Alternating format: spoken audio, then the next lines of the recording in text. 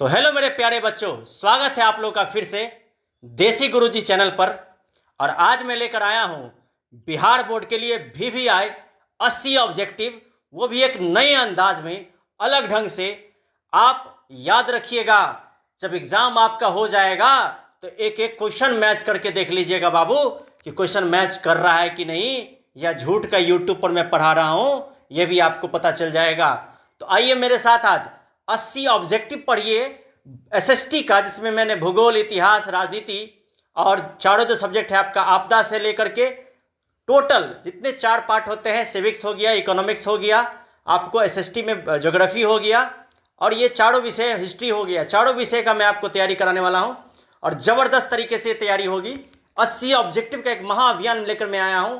इससे पहले मैंने 70 ऑब्जेक्टिव मैंने पढ़ाया था।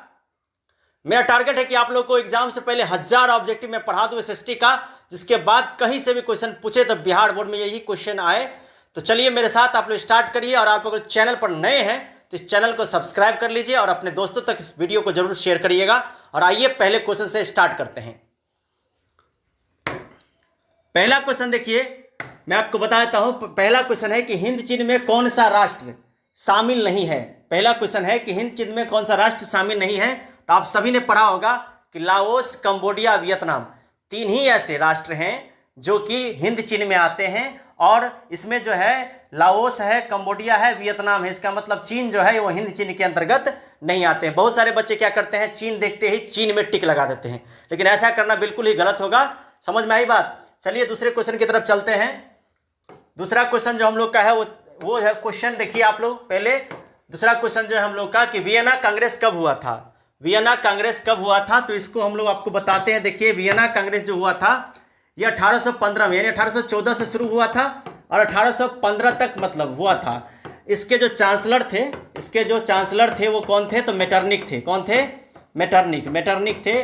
और याद रखिएगा कि ये कहाँ के थे, तो ऑस्ट्रेलिया नहीं, ऑस्ट्रिया के थे। याद रखिएगा ये कहाँ के थे, तो ऑस्ट्रिया के थे। और ये सम्मेलन आखिर क्यों हुआ था, तो ये सम्मेलन हुआ था इसलिए कि क्योंकि जो है मतलब खास करके नेपोलियन बोनापार्ट और फ्रांस की क्रांति के बाद फिर से एक अपनी पुरातन व्यवस्था को शुरू करने के लिए वियना कांग्रेस हुआ था। और इसके चांसलर मेटरनिक थे। ये भी क्वेश्चन VVI आप लोगों से पूछेगा। अब चलते हैं नेक्स्ट क्वेश्चन के दौर में, अगले क्वेश्चन की ओर चलते हैं। अगला क्वेश्चन है हम लोग का कि भारत में गदर पार्टी की स्थापना किसने की। भारत में गदर पार्टी की स्थापना किसने की थी। आप सभी को याद होगा कि भारत में गदर पार्टी की स्थापना लाला हरदयाल ने की थी। किसने किया था बाबू रे? लाला हरदयाल ने। ये एकदम VVI क्वेश्चन है। अगला क्वेश्चन देखते हैं हम लोग। टोटल का टोटल VVI क्वेश्चन है, 80 प्रश्न में पढ़ाऊंगा आपको। द्वितीय महायुद्ध के बाद यूरोप में किस संस्था का उदय आर्थिक दुष्प्रभावों को समाप्त करने के लिए हुआ था, तो सार्क का। और सार्क के देश के सदस्य में पाकिस्तान भी है, याद रखिएगा। पाकिस्तान भी है और भारत भी है, मालदीव भी है, अनेक सारे इसमें देश जो है सदस्य हैं। ठीक है, कई सारे और देश है। इसकी स्थापना कहाँ हुई थी? ढाका में। कहाँ हुई थी? ढाका में। अभी इसका मुख्यालय आपसे पूछेगा कि इसका मुख्यालय कहाँ है, तो इसका भी मुख्यालय जो है आपके हमारे गांव, मतलब हमारे गांव के ठीक बगल में हमारा देश पड़ता है, एक विदेश जिसका नाम है नेपाल। तो नेपाल के काठमांडू में ये है। कहाँ पर है? तो नेपाल के काठमांडू में ये पड़ता है इसका मुख्यालय, याद रखिएगा, सार्क का। उसके बाद अगला क्वेश्चन है, देखिए अगला क्वेश्चन है कि नरोत्तम सिंघानिया किस देश के शासक थे। ये हिंद चीन वाले चैप्टर से है। नरोत्तम सिंघानिया जो थे कंबोडिया के थे। कहाँ के थे? कंबोडिया के। अब चलते हैं अगले प्रश्न की ओर। छठा प्रश्न जो है, वाष्प चलित सबसे पहले जो मशीन बनाया गया था, अब उसका आविष्कार किसने किया था। मतलब जो भाप से चलने वाली जो इंजन है उसका आविष्कार किसने किया था। समझ में आई बात। उसका आविष्कार किसने किया था, तो मैं आपको बता देता हूं कि उसका आविष्कार जो है जेम्स वाट ने किया था। अगला क्वेश्चन देखिए आप लोग कि Tata iron and steel company की स्थापना कब की गई थी, तो इसकी स्थापना 1907 में की गई थी। किसने की थी, तो जमशेदजी टाटा ने। किसने किया था? जमशेदजी टाटा ने। याद रखिएगा, ये भी पूछेगा किसने किया था, जमशेदजी टाटा ने। किस जगह पर किया था, तो जमशेदपुर में। कहाँ पे किया था बाबू रे? जमशेदपुर में। ये कहाँ के थे, ये कहाँ की कंपनी है, देसी है या विदेशी है, तो हमारे देसी कंपनी है, हमारे देश का कंपनी है। ठीक है, अब चलते हैं अगले क्वेश्चन की ओर। देखिए अगला क्वेश्चन क्या है, कहता है कि गोलघर कहाँ है। देखिए बाबू, गोलघर कोई अगर गए होंगे पटना तो देखे होंगे गोलघर, और शायद जो बिहार से होंगे उनको मालूम होगा कि गोलघर कहाँ है, तो पटना में है। अगले क्वेश्चन की ओर चलते हैं। देखिए अगला क्वेश्चन है कि किस अमेरिकी राष्ट्रपति ने न्यूज डील, ये अब सबसे पहली बात देखिए, VBI बात से पहले एक बात पूछेगा आपको कि आर्थिक मंदी कब आई थी। क्या पूछेगा कि आर्थिक मंदी कब आई थी, तो याद रखना है 1929 ईस्वी में। कब आया था बाबू रे? 1929 ईस्वी में। इस आर्थिक मंदी के बाद पूरे देश में हर जगह पर जो है विश्व में ही समस्या आ गई थी, आर्थिक समस्या। इसको दूर करने के लिए अमेरिकी राष्ट्रपति रूजवेल्ट ने, इसका आंसर ये होगा, किसकी स्थापना की थी? न्यूज डील की स्थापना की थी। क्वेश्चन को कंसेप्ट के साथ पढ़िए, समझे, तब मजा आएगा पढ़ने में। अब चलते हैं अगले क्वेश्चन की ओर। देखिए, नेपोलियन संहिता किस वर्ष लागू हुआ? नेपोलियन ने अपनी संहिता लागू की थी, कब ये लागू की थी? तो 1804 में। और इसके बाद जो है वियना सम्मेलन हुआ था 1815 में, ये बात याद रखिएगा। अब देखिए, इसके बाद है अगला क्वेश्चन कि फ्रैंकफर्ट की संधि कब हुई थी? ये सब संधि जो हुआ था, इसका मुख्य उद्देश्य जो था पुरातन व्यवस्था को फिर से लाना था। संधि का मतलब ही होता है मिलन। जब कई सारे देश आपस में मिल जाते हैं उसको क्या कहते हैं? संधि। तो इसकी जो हुई थी 1871 में हुई थी। कब हुई थी? 1871 में। अगला जो सवाल है हम लोग का, वो देखिए, अगला सवाल क्या है? कार्ल मार्क्स का जन्म हुआ था, कहाँ पे हुआ था कार्ल मार्क्स का जन्म? जर्मनी में हुआ था। पूछेगा आपसे समाजवाद के जनक कौन थे? देख लीजिए, हर क्वेश्चन में एक क्वेश्चन छिपा रहता है, इसलिए मैं आपको कर रहा हूँ, कंसेप्ट के साथ पढ़िए। पूछेगा आपसे कि कार्ल मार्क्स कहाँ के थे? जर्मनी के। समाजवाद का जनक किन्हें कहा जाता है? कार्ल मार्क्स को। इनकी पत्नी का नाम क्या था? एंजल था, शायद ऐसा ही कुछ नाम था, है ना। इनके बचपन के मित्र थी वो, समझी ना, बचपन के मित्र से इनकी विवाह हुई थी। अब देखते हैं अगला क्वेश्चन। उसके बाद देखिए, 1991 में निम्न में से कौन अस्तित्व में आया? अब देखिए, ये भी बहुत VBI क्वेश्चन है बाबू। 1991 में जो आया था, इनमें से कोई नहीं होगा, यानी कि इसका आंसर जो है इनमें से कोई नहीं है। WTO नहीं आया था, गेट भी नहीं आया था, नई आर्थिक नीति भी नहीं आई थी, इनमें से कोई नहीं, समझे। चूँकि इसका कोई 1991 में निम्न में से कोई अस्तित्व में आया ही नहीं था। भारत में अगर हुआ था तो भारत में हुआ था योजना आयोग का गठन, योजना आयोग का गठन। लेकिन ये भी जो हुआ था 1951 में ही हुआ था, ठीक है। तो इसलिए इसमें से कोई नहीं होगा। अगले क्वेश्चन की ओर चलते हैं। आर्थिक क्रियाओं में कौन सा प्राथमिक क्षेत्र में आता है? आपको मालूम होगा कि प्राथमिक क्षेत्र जो होता है उसका मतलब होता है, आपको सबसे पहली बात, कि कृषि क्षेत्र। और कृषि क्षेत्र जो होता है उसमें कृषि से संबंधित जितनी भी चीज़ें हैं वो आ सकता है।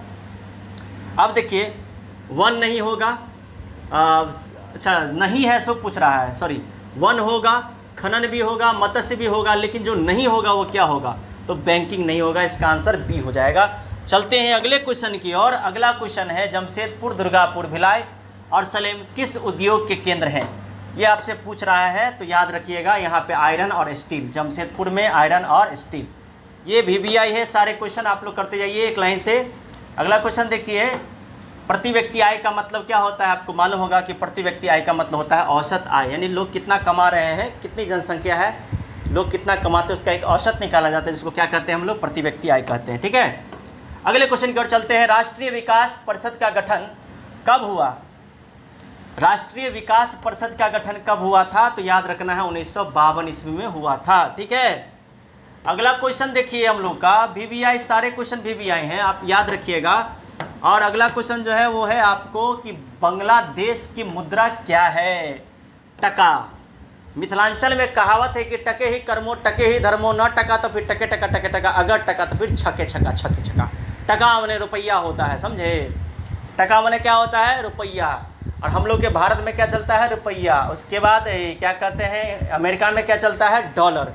और इसके बारे में मुझे जानकारी नहीं है, तो आपने देख लिया। अब आगे चलते हैं। आगे क्या है कि राष्ट्रीय आय का अर्थ क्या होता है? राष्ट्रीय आय का अर्थ क्या होता है बताता हूं मैं आपको। उत्पादन के साधनों की आय, क्या बोल रहा है कि सरकार की आय, कि परिवार की आय, कि सभी सार्वजनिक उपक्रम की, यानी कि ये डी होगा। देखिए, एक वर्ष में कुल जितना भी उत्पादन होता है और या कहीं से भी उत्पादन अगर आती है, उस सब के टोटल आमदनी को क्या कहते हैं? तो राष्ट्रीय आय कहते हैं। क्या कहते हैं? तो राष्ट्रीय आय कहते हैं। अगला क्वेश्चन देखिए, भारत में उपभोक्ता की सुरक्षा के लिए कब कानून बनाया गया था? तो 1986 में। कब बनाया गया था? 1986 में। और इस कानून के अंतर्गत कोई भी उपभोक्ता अपनी रक्षा के लिए चाहे तो एक मतलब राज्य में या जिला में या केंद्र में ठीक है, शिकायत कर सकता है। क्या कर सकता है? किसी भी उत्पाद को लेकर के अगर उसके साथ गलत काम होता है, ठगा जाता है, तो वो व्यक्ति चाहे तो उस सामान को लेकर के शिकायत कर सकता है। उसका होता है जिला उपभोक्ता फोरम होता है, जहाँ पर बहुत ही कम शुल्क में आप अपना आवेदन दे सकते हैं। और उसके बाद जो अगला क्वेश्चन है, देखिए, भूमि विकास बैंक द्वारा किस प्रकार का ऋण प्रदान किया जाता है? तो देखिए, भूमि विकास जो है वो आपको दीर्घकालीन ऋण देती है, लंबे समय तक का जो ऋण देती है उसको क्या कहते हैं? भूमि विकास बैंक। अगला क्वेश्चन है, भारत में किस प्रकार की आर्थिक प्रणाली पाई जाती है? यानी भारत में जो अर्थव्यवस्था है वो कैसी है?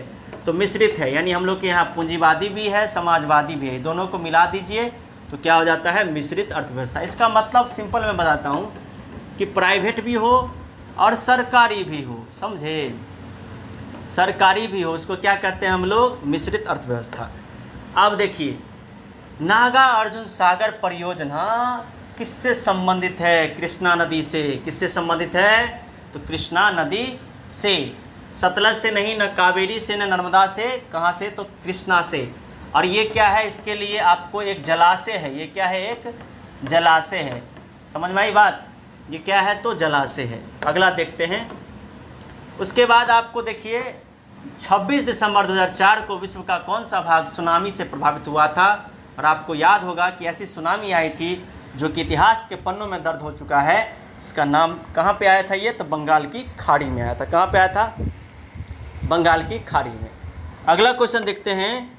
अगला क्वेश्चन जो हम लोग का है वो है कि सामान्य संचार व्यवस्था के बाधित होने का मुख्य कारण क्या है? देखिए, अभी आपने देखा होगा कि अटलांटिक महासागर जो है, अटलांटिक महासागर शायद, हाँ सॉरी लाल सागर, सॉरी इसका जो होगा लाल सागर है। लाल सागर में अभी फ़िलहाल क्या हुआ है? तो इंटरनेट के लिए जो है आपको वायर था। वायर होता है ऑप्टिकल वायर। क्या होता है? ऑप्टिकल वायर होता है। ये सागर के द्वारा अंदरूनी भागों से ले जाया जाता है। तो फिलहाल अभी किसी डॉल्फिन मछली के कारण उस केबल को काट दिया गया है। तो इसके कारण क्या हुआ? तो पूरे देश में अभी इंटरनेट व्यवस्था स्लो हो चुका है। अब ये किसके कारण होता है? तो केबल के टूट जाने से। समझ में आई बात? अब अगला देखिए, बाढ़ क्षति पहुंचाती है। भाई साहब, बाढ़ क्या क्षति पहुंचाती है? किसको? फसल को पहुंचाती है, पशुओं को पहुंचाती है, भवनों सबको पहुंचाती है। अगला क्वेश्चन, ये सब आसान है, आप लोग याद के। स्वर्णिम चतुर्भुज राजमार्ग, देखिए ये जो है ना, आपको याद रखिएगा, सड़क परिवहन में, सड़क परिवहन का 2 मार्ग होता है। एगो होता है आपको स्वर्णिम चतुर्भुज, एक होता है उत्तर दक्षिण गलियारा। क्या होता है? उत्तर दक्षिण, अब पूरब पश्चिम। ये याद रखिएगा बाबू, पूछेगा आपसे। एक होता है उत्तर दक्षिण, एक होता है पूरब पश्चिम। आप उत्तर दक्षिण में देखिए, उत्तर में है ना कश्मीर से लेकर कन्याकुमारी तक, याद रखिएगा ये सब। कश्मीर से कन्याकुमारी तक हो गया उत्तर में, ठीक है। इसमें अब पूरब से पश्चिम में अगर देखिएगा तो पूरब में सिलचर से लेकर पश्चिम में पोरबंदर तक देश को जोड़ने वाली जो सड़क है उसको क्या कहते हैं? उत्तर दक्षिण पूरब पश्चिम गलियारा। क्या कहते हैं? उत्तर दक्षिण पूरब पश्चिम गलियारा। और एक और होता है जिसका नाम है स्वर्णिम चतुर्भुज।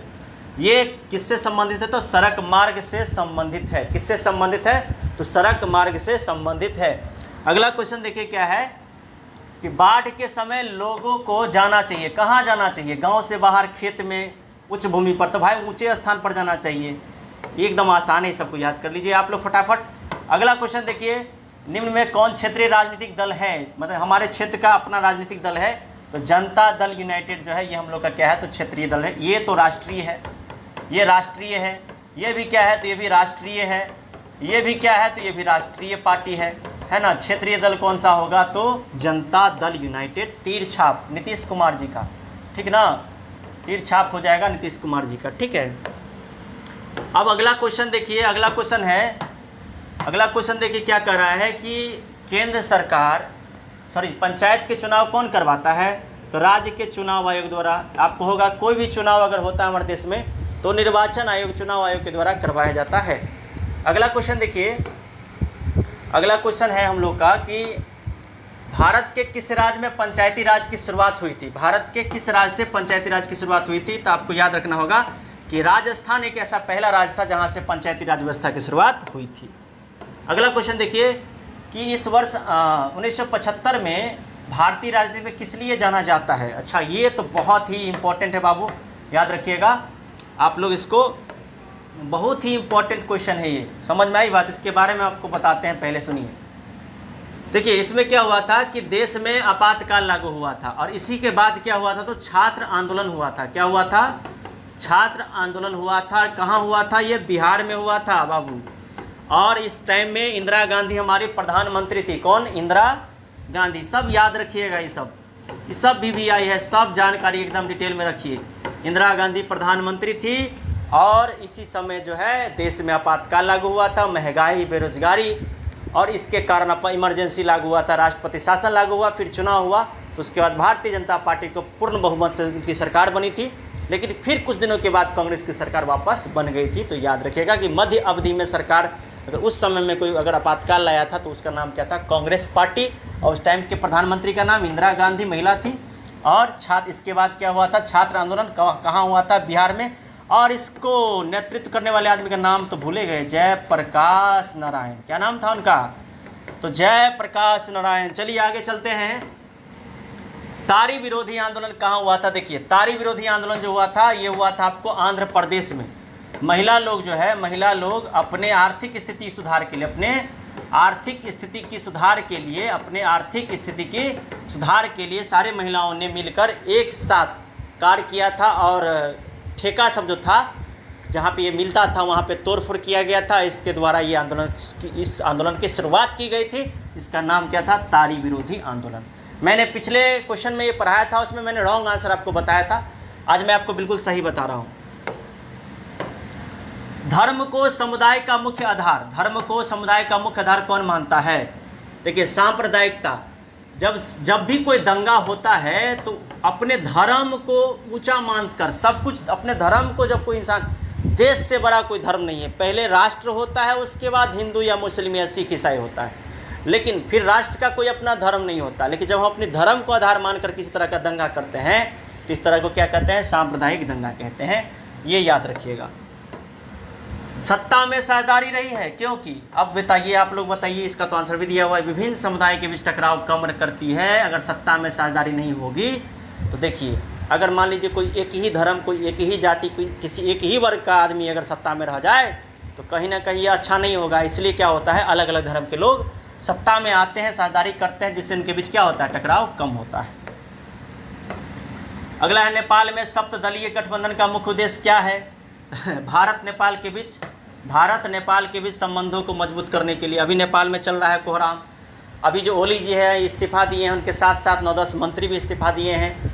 नेपाल में अभी बहुत बड़ा आंदोलन चल रहा है, खास करके भ्रष्टाचार को लेकर के और ये फेसबुक यूट्यूब को लेकर के।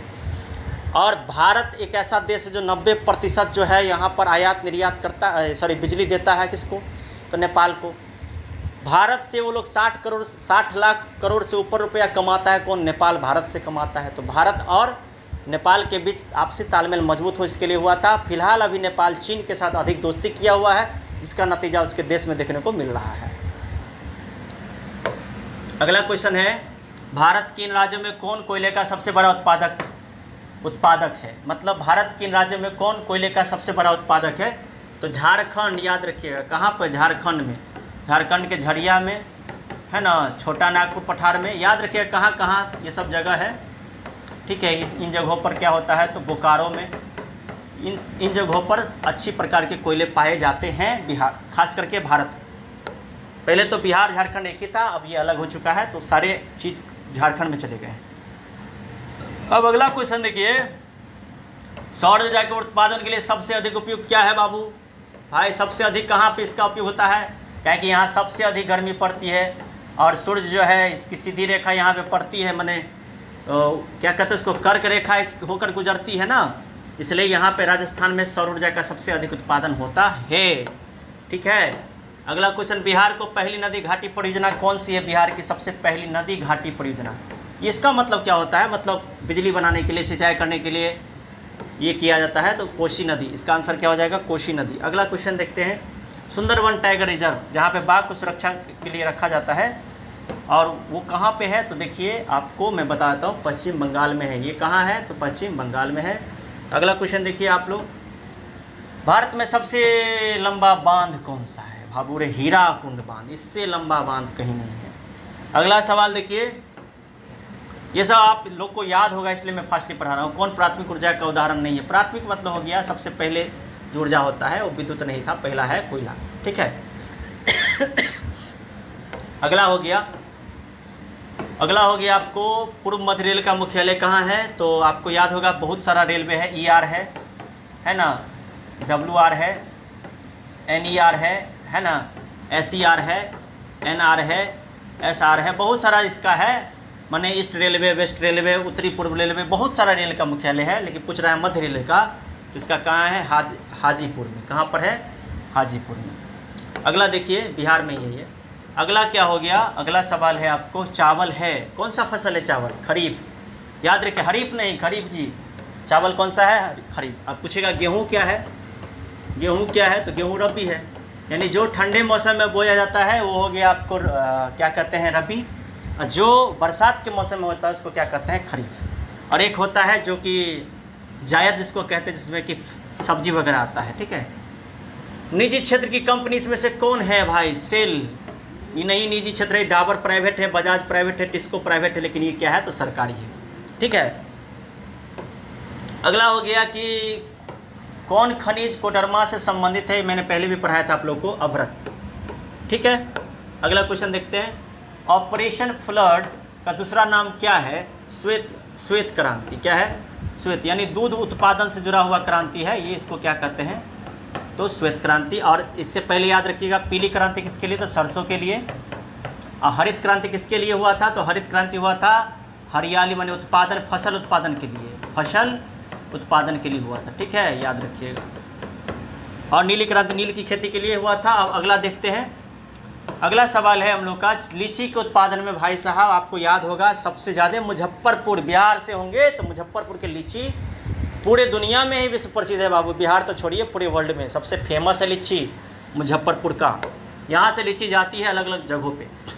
अगला सवाल है, आय तथा उपभोग का अंतर क्या कहलाता है? जितना भी आप कमाते हो, जितना भी खर्चा करते हो, उसके बाद जो बच जाता है उसको क्या कहते हैं? बचत कहते हैं, और क्या कहेंगे। अगला क्वेश्चन देखिए आप लोग, अगला क्वेश्चन है कि कौन व्यापारिक बैंक की जमा का प्रकार नहीं है? इनमें से अस्थायी जमा होता है, फिक्स चालू जमा भी होता है, आवर्ती जमा भी होता है। बैंक ओवरड्राफ्ट, इसको क्या कहते हैं? Bank overdraft. ये जो हो गया ये आपको जमा नहीं है, ये जमा नहीं है, ठीक है। उसके बाद देखिए अगला क्वेश्चन क्या कहता है, पूंजी बाजार में किस प्रकार के ऋणों का लेन देन होता है? तो पूंजी बाजार में लंबे समय तक के ऋणों का लेन देन जो है वो होता है, इस बात को आप लोग याद रखिएगा। अगला क्वेश्चन देखिए, अगला क्वेश्चन है कि किसने कहा ग्राहक हमारे दुकान में आने वाला सबसे महत्वपूर्ण व्यक्ति है? ये बात किसने कहा था? महात्मा गांधी जी ने कहा था, इस बात को भूलिएगा नहीं। और सबसे वह हम पर निर्भर नहीं, हम उन, इसलिए कहा जाता ना कि ग्राहक हमारे भगवान हैं। ये बात किसने कही थी? तो ये बात नहीं कही थी गांधी जी ने। गांधी जी ने कहा था ग्राहक हमारे दुकान में आने वाला सबसे महत्वपूर्ण व्यक्ति है, ठीक है। अगला सवाल देखिए, इनमें कौन गैर आर्थिक आधारभूत संरचना का घटक है? यानी कि शिक्षा। शिक्षा जो है गैर आर्थिक आधारभूत, यानी इंफ्रास्ट्रक्चर जो होती है, इंफ्रास्ट्रक्चर जिस पे किसी चीज़ का निर्माण होता है, इसको कहते हैं आधारभूत संरचना। तो उसमें यातायात आता है, वित्त आता है, संचार आता है, मगर शिक्षा नहीं आता है, ठीक है। शिक्षा, लेकिन एक चीज़ है कि शिक्षा रहने के बाद ही इंफ्रास्ट्रक्चर मजबूत होता है, मगर शिक्षा को आधारभूत संरचना में नहीं रखा गया है, शिक्षा को हमारे मौलिक अधिकार में रखा गया है, ठीक है। अगला क्वेश्चन देखिए, इनमें कौन सा गैर पारंपरिक ऊर्जा का स्रोत है? गैर माने जो पुराना नहीं हो, जो बिल्कुल नया तरीका से जो किया जाता हो ऊर्जा निर्माण, उसको क्या कहते हैं? ज्वारीय ऊर्जा हो गया। ये पेट्रोल, ये कोयला, ये प्राकृतिक गैस, ये हो गया पारंपरिक। क्या हो गया? पारंपरिक माने बाप दादा के समय से जो ऊर्जा यूज कर रहे हैं हम लोग जिस तरीका से, उसको क्या कहते हैं? पारंपरिक ऊर्जा, ठीक है। और जो नया आया है ज्वारीय ऊर्जा हो गया, उसके बाद सौर ऊर्जा हो गया, समझ में आ गया, पवन ऊर्जा हो गया, ये सब हो गया आपको कौन सा ऊर्जा हो गया? तो गैर पारंपरिक ऊर्जा हो गया, ठीक है। अगला सवाल देखिए, गोंडवाना समूह जो है वहाँ पे सबसे अधिक कोयला पाया जाता है। क्या पाया जाता है? कोयला। तो यहाँ पे कब हुआ था पूछ रहा है, 20 लाख वर्ष पहले। कब हुआ था? तो 20 लाख वर्ष पहले। अगला सवाल देखिए, यहाँ पे आपको अगला सवाल क्या है कि खरीफ की फसल कौन है? भाई साहब फिर से वही क्वेश्चन। तो इसमें मक्का है होगा खरीफ, क्योंकि धान के टाइम में होता है ना। चावल नहीं होगा, ठीक है, कपास भी नहीं होगा, ये भी नहीं होगा, मक्का होगा इसका आंसर। अगला क्वेश्चन देखिए, कौन रेशेदार फसल नहीं जिसमें रेशा नहीं पाया जाता है? देखिए गन्ना में रेशा नहीं पाया जाता है, बाकी कपास में, जूट में, सोन में क्या पाया जाता है? रेशा। ऐसे क्या बनता है? तो कपड़ा। क्या बनता है? कपड़ा बनता है, आपको याद रखना है, कपड़ा बनता है, ठीक है। अगला सवाल देखिए, कांडला विशेष आर्थिक क्षेत्र कहाँ है? आर्थिक क्षेत्र है, इसका मतलब आप समझ गए होंगे कि आर्थिक गतिविधि वहाँ होती होगी। तो सबसे ज़्यादा अधिक कहाँ हो रहा है? तो गुजरात में। और गुजरात में तो इतना हो रहा है, बट भारत में नहीं हो रहा है। भारत में ही गुजरात में हो रहा है, बट हम लोग के बिहार में नहीं हो रहा। सॉरी, मिस्टेक हो गया। गुटेनबर्ग का जन्म कहाँ हुआ था? आपको मालूम होगा भाई साहब, छाप खाना जो बनाया था, ये कौन सा बनाया था? हैंड प्रेस बनाया था ना इसने। हैंड प्रेस छाप खाना का आविष्कार किसने किया था? गुटेनबर्ग ने। ये कहाँ का था? जर्मनी का था, याद रखना है। इंग्लैंड के मुद्रण कला की शुरुआत किसने की? मुद्रण कला मतलब समझ में आ गया, छपाई। और इसकी शुरुआत किसने की थी? कैक्सटन ने की थी। वो कौन से प्रिंटिंग था? शायद ब्लॉक प्रिंटिंग था। उसको कौन सी प्रिंटिंग कहते थे? तो ब्लॉक नहीं, ब्लॉक प्रिंटिंग नहीं था वो, आधुनिक था वो, सॉरी, आधुनिक प्रिंटिंग था वो। 1917 में रूस की क्रांति किस नाम से जानी जाती है? तो याद रखिएगा, अक्टूबर क्रांति के नाम से जानी जाती है। और इसी को दूसरा नाम जो है उसका नाम है बोल्शेविक क्रांति। याद रखिएगा कौन सी क्रांति? तो बोल्शेविक क्रांति। अगला सवाल है, लाल सेना का गठन किसने किया था? ये सब तो वीवीआई है, सबको याद होगा, ट्रोट्स्की ने किया था। अगला सवाल है, ऑल इंडिया मुस्लिम लीग की स्थापना कब हुई थी? इसी ने भारत को बंटवारा करवाने में सबसे अधिक हाथ किसका था? मुस्लिम लीग का। इसके नेता का नाम क्या था? मोहम्मद अली जिन्ना। याद रखिएगा बाबू, मोहम्मद अली जिन्ना नाम था। और पाकिस्तान के जो रुपए होते हैं उस पर इसी का तस्वीर रहता है। किसका? भारत पाकिस्तान का बंटवारा हुआ था, कब हुआ था? 1906 में कह रहा है, 1906 में हुआ था। और स्थापना हुई थी। और स्थापना होने के बाद ये आज़ाद हुआ था कब पाकिस्तान? तो 14 अगस्त को हुआ था। हम लोग 15 अगस्त को, वो लोग 14 अगस्त को हुआ था, एक दिन पहले, ठीक है। अब देखो अगला सवाल देखिए जी। अगला सवाल है, श्री हरमंदर जी की साहिब कहाँ स्थित है? ये मतलब पटना में है। ये मतलब एक साहिब जी का दरबार है। यहाँ पे पंजाबी लोग भी जाते हैं और बिहारी लोग भी जाते हैं। यहाँ अगला क्वेश्चन देखो, सिपाही विद्रोह कब हुआ था? तो सिपाही विद्रोह सबको पता होगा, 1857 में हुआ था। इसका दूसरा नाम क्या है? सैनिक विद्रोह, ठीक है ना। इसका एक और नाम है भारतीय स्वतंत्रता संग्राम। जो पूछेगा आपसे सबसे पहले कहाँ हुआ था, है ना, भारतीय स्वतंत्रता संग्राम के बारे में आपसे अगर पूछेगा तो सबसे पहले भारतीय स्वतंत्रता संग्राम जो हुआ था पहला वाला, उसी को कहते हैं 1857 की क्रांति। अगला सवाल देखिए, श्वेत क्रांति का संबंध अर्थव्यवस्था के किस क्षेत्र से है बाबू? ये तो दूध के उत्पादन से है, मतलब प्राथमिक क्षेत्र होगा, ये तो आसान है। अगला सवाल है, बिहार दिवस कब मनाया जाता है? 22 मार्च को। सबको मालूम होगा कि 22 मार्च को बिहार दिवस मनाया जाता है। अगला सवाल देखिए बउआ, सबसे बड़े पशु मेला का आयोजन कहाँ होता है? तो सोनपुर में। कहाँ पर? तो सोनपुर में, याद रखिएगा। अगला सवाल देखिए, सासाराम में किस ऐतिहासिक शासक का मकबरा स्थित है? तो सासाराम में कौन है? तो शेरशाह सूरी जी का है। किसका है? तो शेरशाह सूरी जी का है। अगला सवाल देखिए, अगला सवाल देखिए बुआ साहब, फ्लाइंग स्थल मशीन था, इसका निर्माण किसने किया था? तो जॉन के ने किया था। यह आधुनिक औद्योगिक क्रांति की समय में जो है इन सब मशीनों का जो है आविष्कार हुआ था। ये सब यूरोप में ही हुआ था, याद रखना है इस बात को। अगला सवाल देखिए, दुर्गापुर स्टील प्लांट किस राज्य में स्थित है? ये भी आई है बुआ, घबराइए नहीं। ये हुआ था आपको पश्चिम बंगाल में। कहाँ हुआ था? तो पश्चिम बंगाल में हुआ था, याद रखिएगा। अगला सवाल है सेडान युद्ध। ये बहुत वीवीआई क्वेश्चन है बाबू। सेडान युद्ध किसके बीच हुआ था? रूस और प्रसा के बीच हुआ था, याद रखिएगा। और ये 1870 में हुआ था। कब हुआ था? 1870 में। अगला क्वेश्चन है हिगेल कौन था बाबू? हिगेल तो दार्शनिक था, जिसने अपने लेख के माध्यम से लोगों में एक नई चेतना जगाने का प्रयास किया था, और इसको यूटोपियन कहते हैं। यूटोपियन साम्राज्यवादी था ये हिगेल, ठीक है।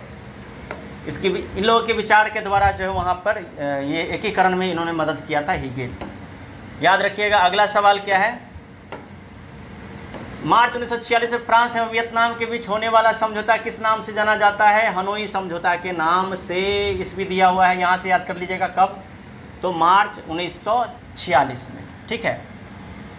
डेट नहीं दिया है आप लोग। अगला सवाल है बंगाल का विभाजन कब निरस्त किया गया? 1905 में। कब किया गया? 1905 में। मतलब बर्खास्त कर दिया गया, निरस्त मतलब खत्म कर दिया गया, नहीं माना गया। कब? 1905 में। अगला सवाल देखिए, किस भूकंपीय तरंग की गहनता सबसे कम होती है? एस तरंग की। सबसे अधिक किसकी होती है? शायद टी तरंग की। समझ में आई बात? अगला देखिए, कुल जल का कितना प्रतिशत महासागर में है? 97% जल जो है महासागर में है, और ये जल पीने वाला नहीं है। अगला सवाल देखिए, बिहार की किस नदी पर नदी घाटी परियोजना नहीं है? पुनपुन नदी पर कोई भी तरह का जो है बांध यानी कि सिंचाई के लिए या बिजली के लिए नहीं बनाया गया है। अब पूछेगा आपसे कि गेहूं कौन सा फसल है? मैंने शुरू में बताया आपको, रबी फसल है। तो हम लोगों ने अभी पढ़ा 79, और ये रहा हम लोग का 80 क्वेश्चन। देखिए, कल बलवंत राय मेहता समिति का संबंध इनमें से किससे है? तो पंचायती राज व्यवस्था से है। और इतना होने के बाद हम लोग का 80 क्वेश्चन हो गया ख़त्म। हमने पढ़ लिया पूरा 80, और आपको पिलाएंगे गर्मी में लस्सी। आप चिंता मत करिए, आप लोग अच्छे से तैयारी करिए, और अगले साल आप लोग कमेंट करिएगा कि आपका जो ये वीवीआई चल रहा था ये कैसा था। अभी भी कमेंट करिए भैया, इसे मजाक किए हैं, और थोड़ा शेयर कर दीजिए, पहुंचा दीजिए बिहार में। हमको भी, हम लाए हैं इस बार वीवीआई। 11 साल के अपने अनुभवों को पूरे छोक रहे हैं हम। कुछ प्रश्न के डिटेल्स हमने आपको नहीं बताए हैं। अब कोशिश करेंगे कि आगे मैं और भी अच्छे से आपको पढ़ाऊँ, और भी डिटेल के साथ पढ़ाऊँ। तब तक के लिए जय हिंद, जय भारत, जय मिथिला, जय मैथिली। धन्यवाद।